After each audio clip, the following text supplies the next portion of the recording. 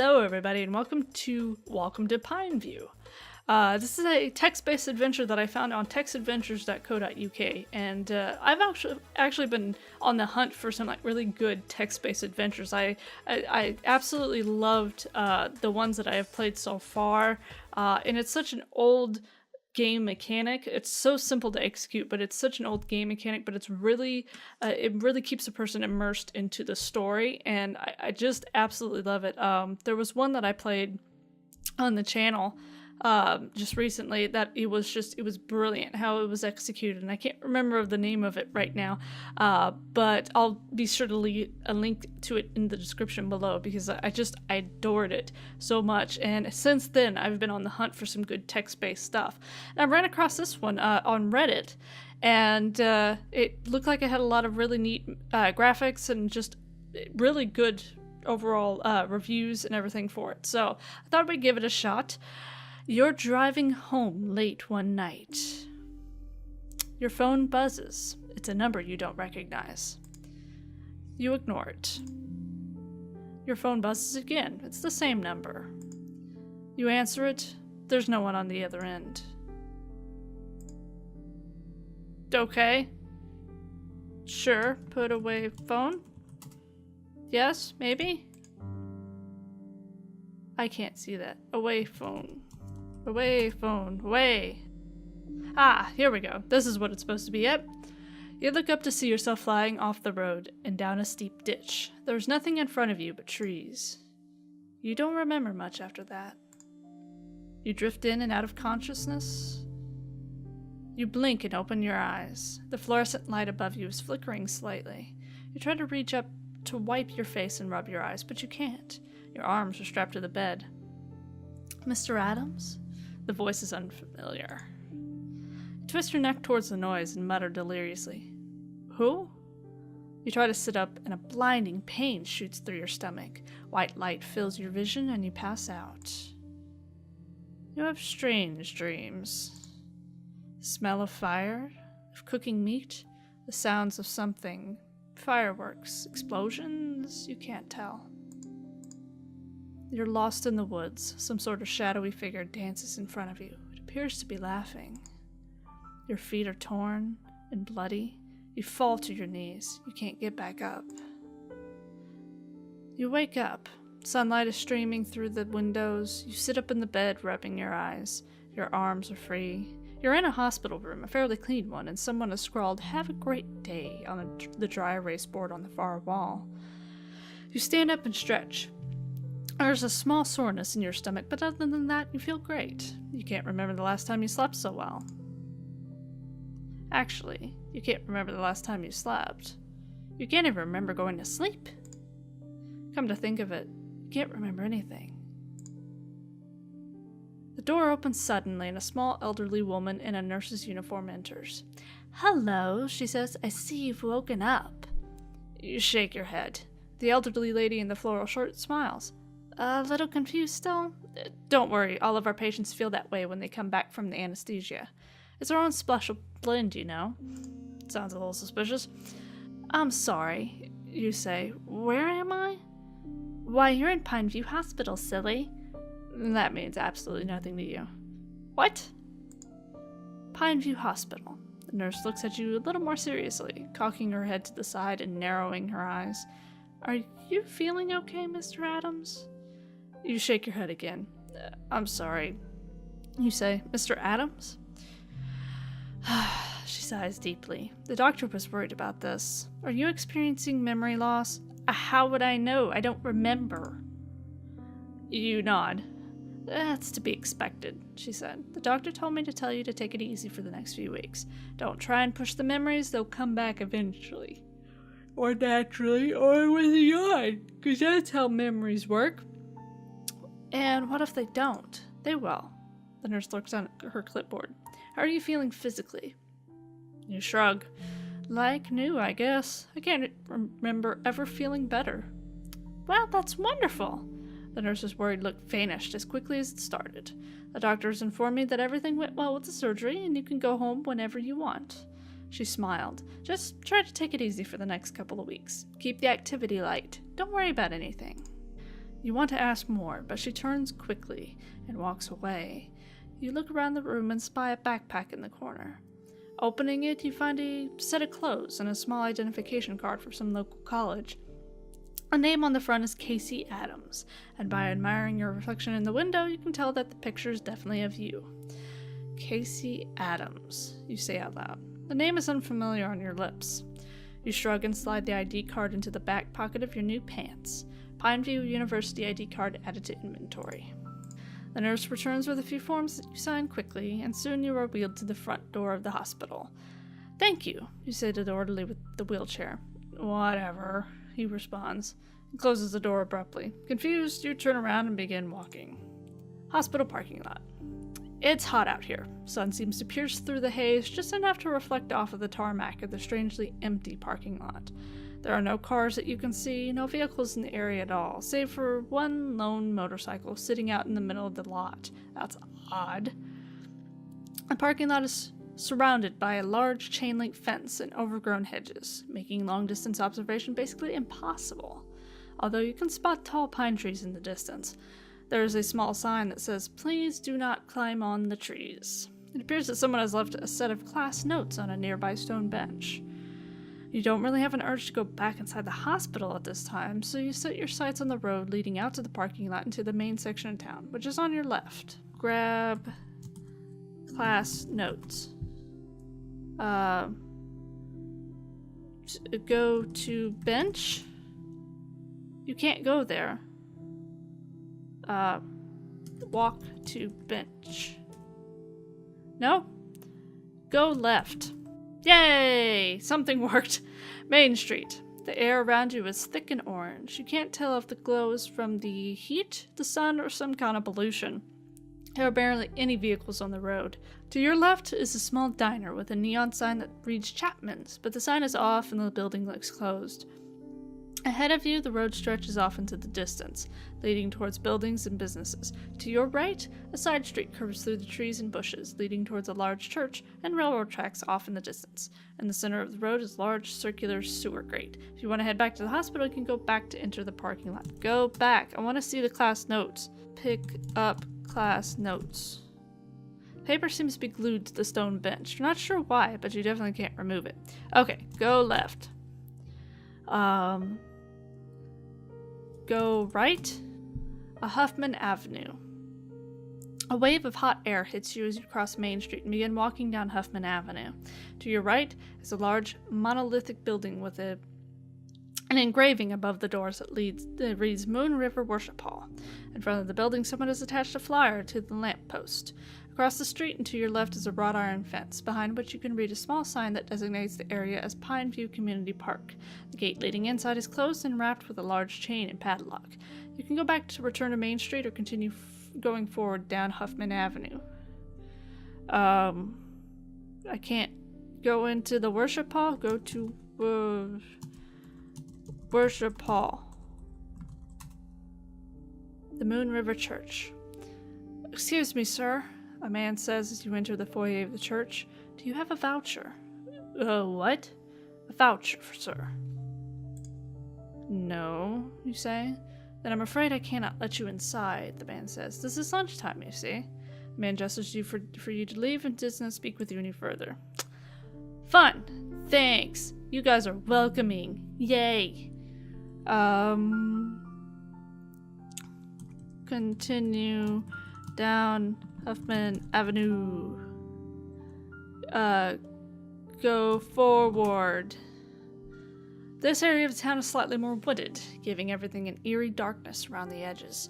On the road in front of you, someone has written the words "will cause hazardous vapors" in chalk on the sidewalk. On your left and down a long driveway is the Pineview Police Station. The building is squat but strangely ominous. The fence that surrounds Pineview Community Park continues on your right. You can go back or continuing head forward on Huffman Avenue. Go to police station, because I like getting myself in trouble.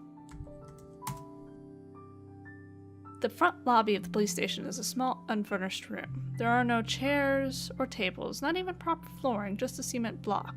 There is a single glass window on the far wall and a bored-looking attendant behind it. When you try to speak with her, she simply sighs and points to a sign behind her that says, "Please take a number." There is no take a number machine in sight. You ask her, "What number?" She curls her lip at you and sighs in an annoyed fashion. You can go out to return to Huffman Avenue. Go right. I can't go there. Okay, so go forward. In the shade of the trees, you reach a railroad crossing. The tracks go left and right. You don't hear any trains coming.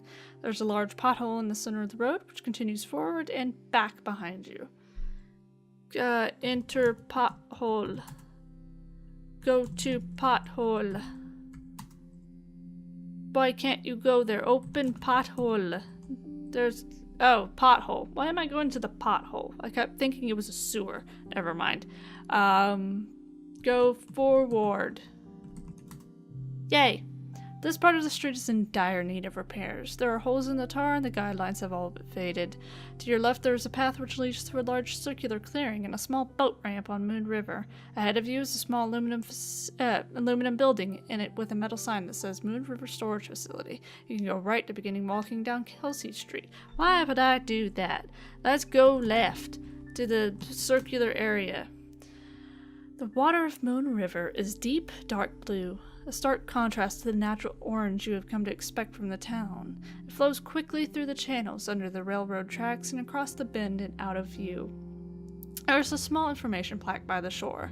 Out on the docks, a man is quietly fishing by himself. A cloud of cigar smoke surrounds him. There is an entrance to a nature trail on your right. You can go back to return to Huffman Avenue. Read plaque. The plaque reads as follows.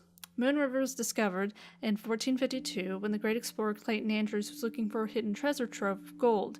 The city of Pineview was constructed slowly over the next few hundred years. Out of excavated stones, caverns were made bigger and bigger in search for the fabled treasure. No wood can be found in any of the city's architecture, a marvel that has been recognized by Guinness World Records as unique and creative. Indeed, the beauty of Moon River is one of the many reasons why Pineview is the most wonderful city in the world. Okay. So let's go right into the spooky woods. The nature trail winds through the woods and along the banks of Moon River. Bugs and crickets chip loudly on either side of you.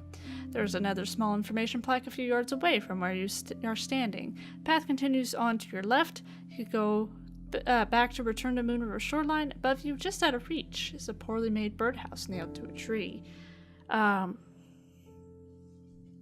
Look at birdhouse. I keep forgetting you can look. The birdhouse has an opening too small for anything but the smallest hummingbird to squeeze through. It looks like it was hastily nailed to the tree that is attached to it, and it doesn't seem very sturdy. Breach. Grab birdhouse. Bang on birdhouse. Tweet birdie. Go left. Nature path dead ends at a chain link fence. Behind the fence is the large scientific looking facility. Okay, so I'm going backwards. This is a read plaque. Here's where the Battle of Wills took place on the 5th of September in the year of our Lord 1883. It was here that Pineview became not just a wonderful town, but a glorious one. I don't have anything else in my possession, so I'm gonna go back. Go back. Go right. No, wait, go back. Go back. There's a facility thingy in it. Go forward. Storage facility. Large concrete building that houses multiple small aluminum buildings. The Moon River storage facility is cool and air conditioned, to stark contrast to the heat outside. There are 6 storage units that you can see. Each of them is locked with an electronic padlock. There is a fire extinguisher hanging on the wall next to you. Take fire extinguisher. You pick it up. You've gained the ability to put out fires. Yay me! Go back. Go outside. What? Cool. Turn around. Around. Go back. Go to Huffman Avenue. Yes, I can. Alright, I got back. from it. I'm not taking the fire extinguisher, because screw that. I can't apparently escape the fire extinguisher, so go right. Okay, as you turn onto Kelsey Street, you can't help but notice the large hand-painted sign in front of you. A pseudo-realistic clown face smiles with exposed teeth, beckoning you to come inside Hornby's mask shop for the best mask prices in town. The sign ends with an arrow pointing toward your left at an odd triangular building. Oh, you know I'm going left now. The interior of the shop is dark and eerily quiet. A few lighthearted posters and pictures of smiling people at parties adorn the walls, but they don't do much to lighten the mood. Thousands of different kinds of masks are on display. There's an offbeat, almost carnival-like tune playing softly in the background. A short elderly man is bent over a table behind the counter, his back to you. He's making loud grunting noises, as if whatever he's working on is causing him great physical distress. Say hello. Bother the man. Both the man. Bother the man. Talk to man. Hello, you say. The man looks up from his work. My, he says. You've met with a terrible fate, haven't you? What? Excuse me? My apologies. The man takes off his spectacles and cleans them with his dirty apron. My name is Nicholas Hornby. Welcome to my shop. Why does that name sound familiar? I've noticed a lot of people around here wearing masks, you say. Did you make all of them? The man's lips widen with pride, and he bows his head. Yes, sir. I suppose I did at one point or another. Why? Beg your pardon. Why the masks, you ask? What's the point behind it? We all wear masks here, Hornby says matter-of-factly. That's the way of it. But why? It's always been that way, long as I can remember. The man's eyes drift toward the ceiling. Of course, back then it was necessary for the mines. The mines? What mines? The man seems to snap out of his nostalgic trance. You got here just in time, he says, leaning back over his desk and moving his hands quickly. I'm just finishing up. Finishing up what? The man turns around and sets something down on the counter in front of you. This. You look down. It's a mask, the whole thing carved out of one solid piece of pine. The facial features are oddly reminiscent of yours. There is a red stripe painted across the top of the mask's forehead. What is this? You ask, turning the mask over in your hands. It's a preceptor mask, the salesman explains, perfect for teachers such as yourself. You stare at the man across the counter. How do you know I am a teacher? Oh, just a lucky guess, I'd imagine. The man stares down at the mask and smiles. I've been working on this thing for months. I hope you treat it right. I don't have any money, you say suddenly. I wouldn't imagine so. Don't worry about it. This one is on the shop. The man taps his fist on the counter and begins to turn around. Wait, you say. Yes? Do you know anything else, you ask, about who I am? The man sighs deeply. That has yet to be determined, he says. Now, if you'll excuse me, I have to get back to work. He turns around and begins slowly carving a new piece of wood. Preceptor mask has been added to your inventory. Oh! The mask salesman bounds over the counter and reaches you quickly. He leans in closer than you were comfortable with, and whispers, I heard the old man at the pawn shop was giving out free vouchers for community meals. Why don't you go fatten yourself up a little? Excuse me? The salesman laughs rather maniacally and hops back over the counter. He returns to his work and does not look at you anymore. The pawn shop, remember that. Shake your head and exit the shop.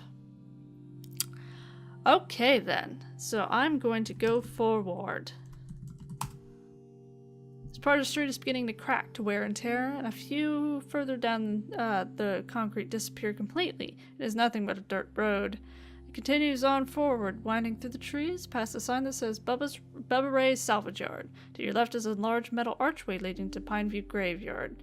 On the other side of the road to your right is a Windsor Homes trailer park. Go left. The graveyard smells of rotten and decayed meat. Flies buzz in your ears, your nose, your mouth. The grass is largely overgrown, and the entire place looks to be poorly maintained. You don't like being here. There is an open grave nearby. Across the yard on the far side of the wrought iron fence is a small aluminum shack. Go to shack. You can't go there. Go to grave. You can't go there. Look at grave. The grave is fresh, and it smells of wet soil and earthworms. It's about 4 feet deep. Get in, grave. I don't know why. Go to small shack. No? Okay, go back. I can't go back either. Go out. Maybe go out. That's what I need. Okay. Go forward. Salvage yard. The wooded path opens up to a junkyard, obviously a town fixture for at least 100 years, judging by both the amount of junk and the type. You can see hundreds of broken down, dilapidated cars. None of them look like they have worked in over 40 years at your best estimate. A large overweight man in a dirty tank top that barely covers his midsection is bent over a small engine, grunting as he works. There are several large pieces of machinery scattered all around the area. Some of them may actually be in working condition. Talk to man. Please? I'm a little busy right now, Mr. Adams. The man looks at you, a wrench held tight in his fist. Perhaps you could come back another time. How do people know my name? What the hell? Go right. The trailer park seems oddly deserted. You knock on a few doors, but it doesn't seem like anyone's home. While you are walking around, you accidentally trip over an especially soft patch of dirt. Look at dirt. Never thought I'd say that phrase. The dirt is soft. It looks like something was buried here recently. If you had a shovel, now would be the time to use it. Put on mask. Because why not? The mask fits snugly over your face. Through the eye holes, you feel a little more hidden, a little more secretive, tucked away behind your false face. I don't know why it just occurred to me to put on the mask, but why not? To dig in dirt. Okay. Dig. Fun. I don't have a shovel. Was there a mention of a pawn shop? So I don't remember a pawn shop. Unless... that must have been what it is. Go forward. Main Street. It's unimaginably hot. Outside, your clothes are soaked with sweat. To your left is a small pawn shop and a large patch of overgrown bushes and trees. You resist the urge to sit and relax in the shade. A sign above the pawn shop reads second best prices in town.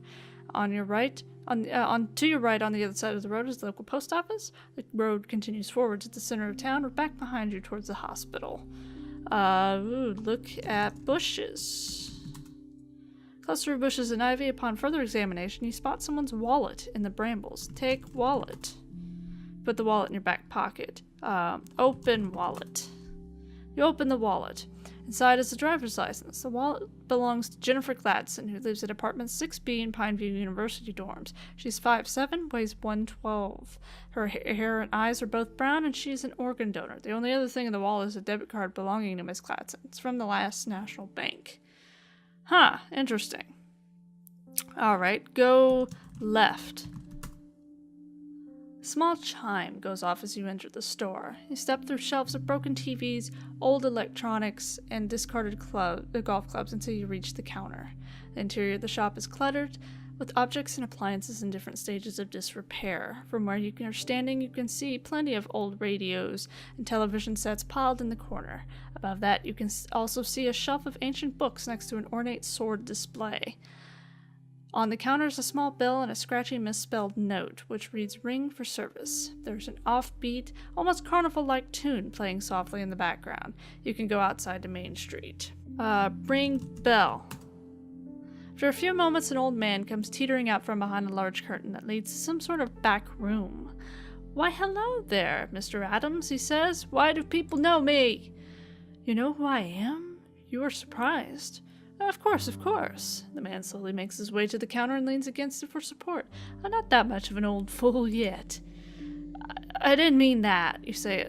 "I'm sorry, I've had some sort of accident." "Accident?" The old man cocks his head at you. "I've done told you about that fool motorcycle of yours." You can't remember ever riding a motorcycle, but you don't say anything. "You don't look good," the man says matter-of-factly, bending over with great difficulty.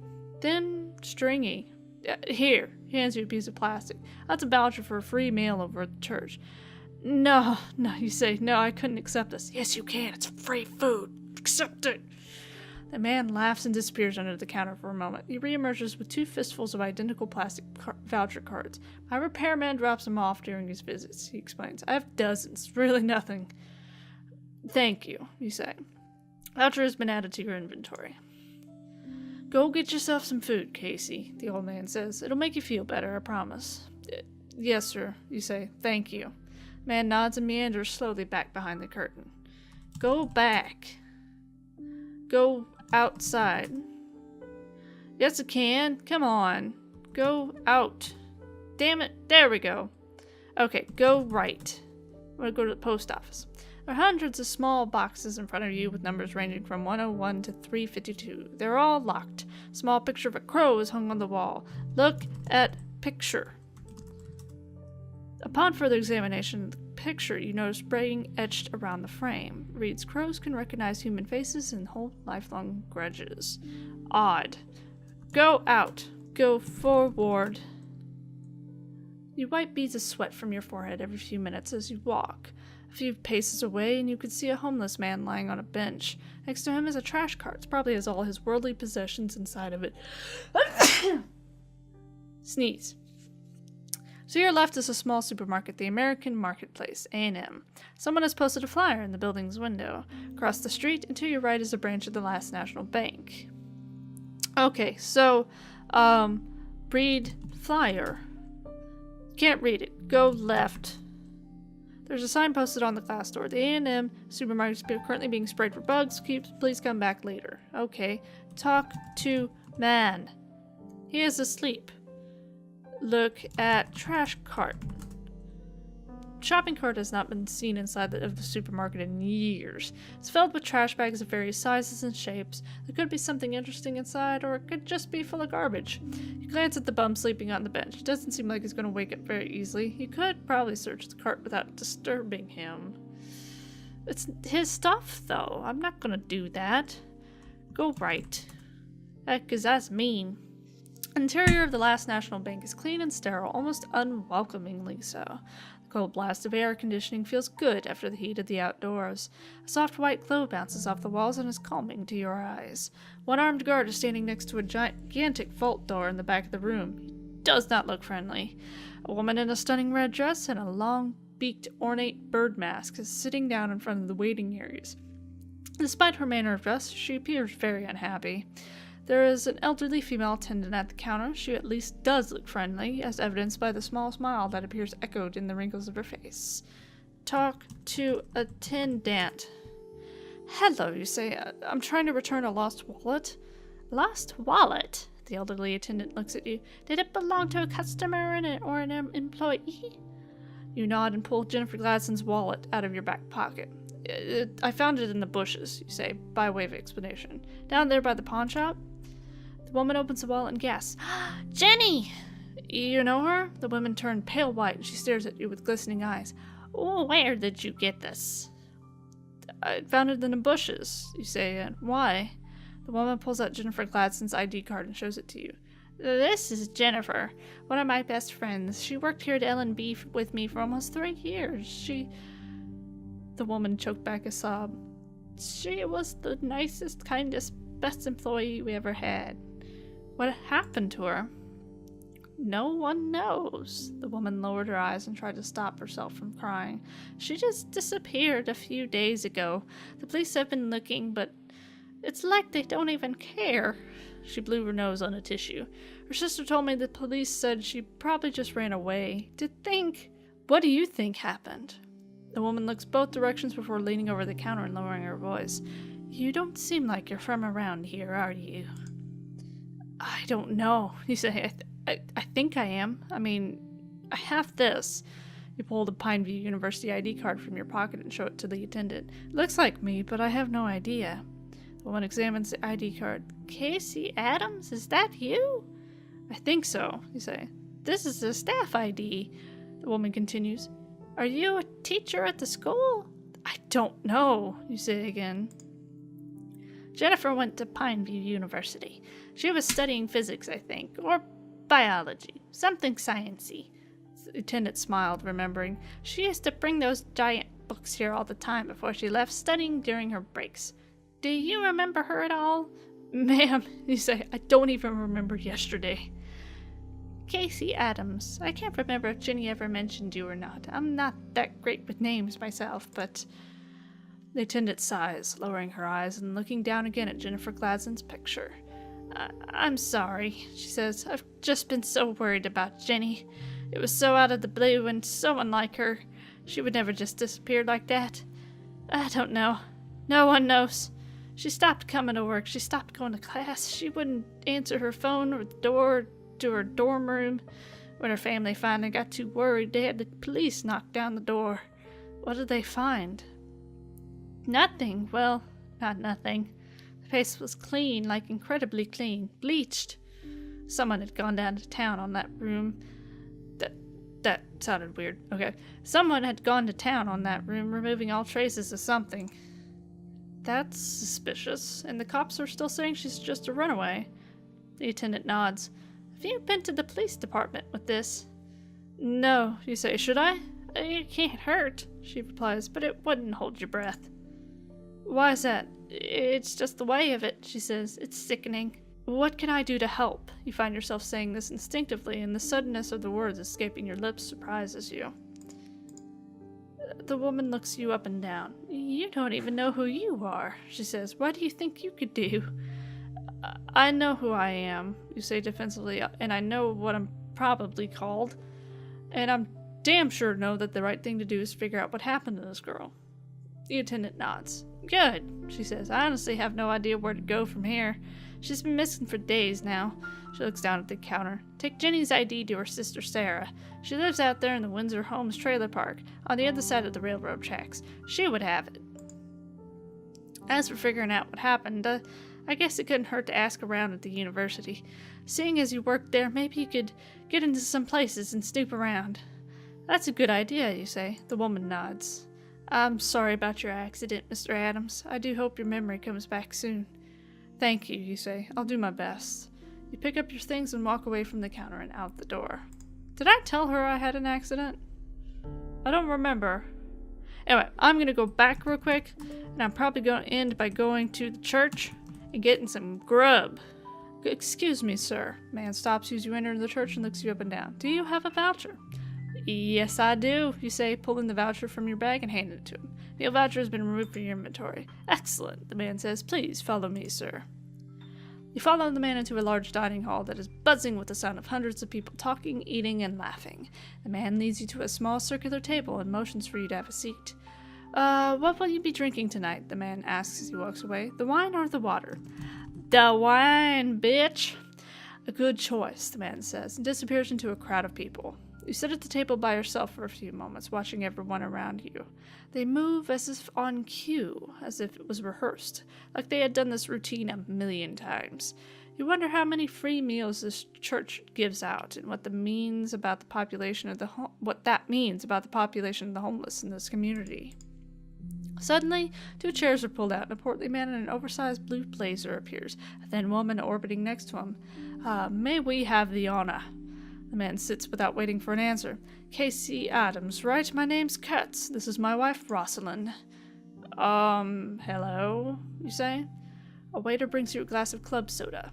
This isn't what I ordered, you say, but the waiter has already disappeared.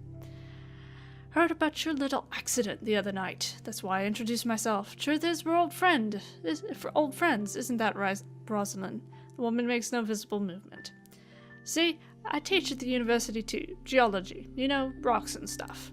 The man pats himself on the stomach. Well, mostly I'm just in it for the tenure, you know. Not really, you say. Lord, the man says, shifting his hair. The movement causes the thin woman next to him to waver slightly. Shifting in his chair. That's what it's supposed to say. Did you lose your sense of humor as well as your memory? That's a tough bill to pay. You don't know what to say, so you just sip on your club soda in silence. Awkward. Listen, speaking of bills to pay, let me ask you a favor. Do you remember Bubba Ray down at the salvage yard? You stare at Kurtz blankly. Right, of course you don't. Well, he asked me to ship in something for him, and I just got word from my assistant that his package arrived at the post office. However, I'm supposed to give Miss Rawson here the tour of City Hall later, you know. Can I get you to pick up the package and take it to Bubba for me? I guess. I just want to eat. Can I just eat, please? Can I just eat my free food, please? Please? Well, either way, even if this does catch up, I'm gonna leave it here because this is turning out to be lengthier than I anticipated it. But if you guys want to see me continue with this, let me know. I love these kinds of tales, but they do get a bit lengthy, especially for Let's Play format, especially if you're doing them, you know, it's more attributed or more adaptable to a series than anything for, you know, a good, well thought out text adventure. But I did want to try this out. I saw it on Reddit and it sounded very interesting. I'm curious to see where this goes, but I'm really curious what you guys think, and if you want me to continue it, please let me know down in the comments below.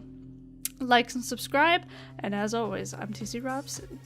Stay obsessed.